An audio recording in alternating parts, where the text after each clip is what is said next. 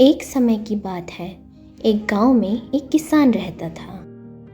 उसके पास एक बुढ़िया गाय थी जो अब दूध नहीं देती थी।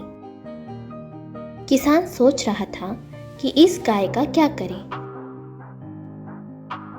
उसने गाय को जंगल में छोड़ने का फैसला किया।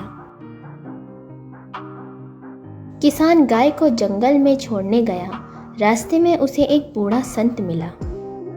संत ने किसान से पूछा, कहाँ जा रहे हो और इस गाय को कहाँ ले जा रहे हो? किसान ने संत को पूरी कहानी बताई। संत ने कहा, इस गाय को मत छोड़ो, यह तुम्हारे लिए बहुत भाग्यशाली साबित होगी। इसे अपने पास रखो और इसकी सेवा करो। किसान ने संत की बात मानी और गाय को घर ले आया।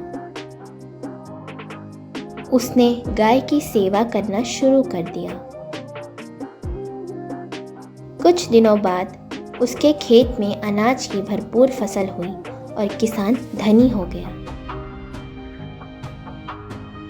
कहानी की सीख, हमें कभी भी उन चीज़ों या व्यक्तियों को नहीं छोड़ना चाहिए जिन्होंने हमें कभी मदद की हो, चाहे वे इस समय हमारे लिए उपयोगी न हो।